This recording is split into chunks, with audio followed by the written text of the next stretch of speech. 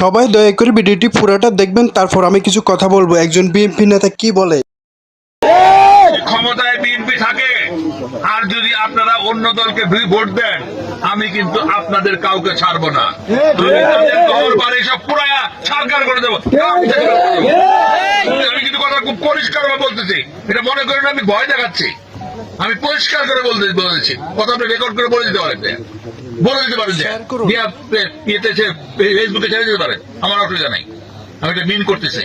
সুতরাং আমাকে যেন অপমানিত না হইতে হয়। আমি যদি অপমানিত হই, সে অপমানের শোধ কিন্তু আমি ওইভাবেই নেবো। কিন্তু ঠিক আছে না? আপনাকে আমার অপমানিত হয়ে দেবেন। সবাই কিন্তু 12ই ফেব্রুয়ারি তারিখে ট্রাক মার্কায় ভোট দিয়া জয়যুক্ত করবেন। মঞ্জুর হাসান মুন্সিকে অপরাধ থেকে রক্ষা করবেন, তারেক রহমানকে সরকার গঠনের সহায়তা করবেন, গুণাগার প্রার্থীদের সহায়তা করবেন। বিসমিল্লাহির রহমানির রহিম।